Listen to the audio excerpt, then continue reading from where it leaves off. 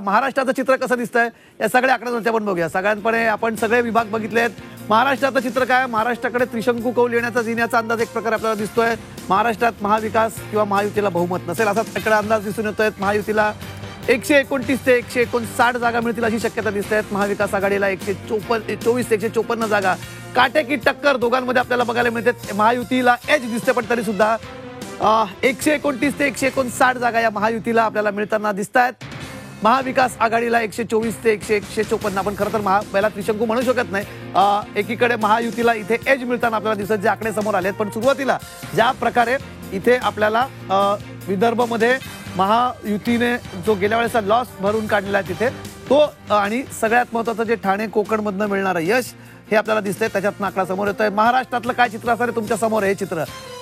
महाविकास आघाडीला 124 ते 154 जागा, 129 ते 149 जागा या महायुतीला इथे मिळताना दिसतात। 0 ते 10 जागा, 10 जागांपर्यंत कदाचित इतरांना मिळू शकतात, तोही आकडा आपल्या समोर मगाशी आला। हे आहे महाराष्ट्राचं चित्र।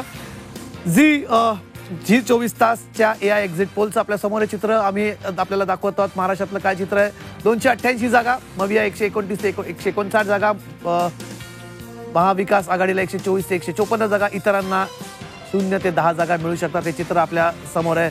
महाराष्ट्राचं चित्र आपल्याकडे काय वाटते ओव्हरऑल बद्दल आपण संदीपकडे जाऊया। संदीप, चित्र स्पष्ट आपल्याला झालेलं आहे। ज्या प्रकारे विदर्भमध्ये आपल्याला दिसलं की महायुतीला तिथे यश मिळालेलं आहे, मराठवाड्यात सेटबॅक मिळाला, पश्चिम महाराष्ट्रात सेटबॅक मिळाला, खानदेशामध्ये त्यांनी गेन तिथे केलं, ठाणे कोकण आणि मुंबई या 3 भागांमध्ये ज्या प्रकारे गेन केलंय हे अत्यंत निर्णायक ठरताना दिसतंय। संदीप सर, महाराष्ट्रात 288 पैकी आपण बघितलं महायुतीला, तुम्ही ज्या पद्धतीने विश्लेषण केलं की काटेकी टक्कर आपल्याला पाहायला मिळते। महायुती 129 ते 159, महाविकास आघाडी 124 ते 154, झिनिया सुद्धा आपल्या सोबत आहे। ही सगळी आकडेवारी, ही उत्साहवर्धक आणि उत्सुकता ताणली गेलेली सगळी आकडेवारी झिनियानं आपल्या समोर मांडली आहे। झिनिया, आपण बघतोय की कशा पद्धतीनं ही सगळी आकडेवारी समोर येते। काटेकी टक्कर महायुती आणि महाविकास आघाडीमध्ये आपल्याला पाहायला मिळते।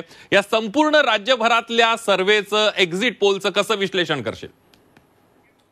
कमलेश, जसं मघाशी तुम्ही चर्चेत म्हणाला त्याप्रमाणे माझ्या AI सर्व्हेमध्ये दोन्ही आघाड्यांमध्ये काटेकी टक्कर दिसून येते।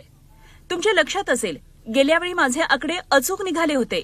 तुमच्यासोबत बसलेली वरिष्ठ पत्रकारांची टीमही हे मान्य करेल। विधानसभेचा अंदाजही निकालाप्रमाणे मिळते जुळते निघतील। मी माझा अंदाज सांगितलाय। तुम्हाला आठवत असेल, 2019च्या निवडणुकीत निकालानंतर सत्तानाट्याचा खेळ सुरू झाला होता। माझं काम जरी आता संपलं असेल तरी तुमचं काम आता सुरू होईल, त्यामुळे तुम्हाला सगळ्यांना शुभेच्छा। ठीक आहे, आमचं काम आता सुरू झालं। गेल्या निवडणुकांमध्ये आम्हाला निवडणुकांच्या निकालानंतर खूप जास्त धावपळ करावी लागली होती। जिजा, प्रश्न संदीपचा होता, उत्तर माझ्याकडनं तुम्ही दिलं, पण ठीक आहे, AI मध्ये असं होणं आपण साहजिकच आहे। आमचे आवाज कदाचित AI सारखे जुळत असावेत म्हणून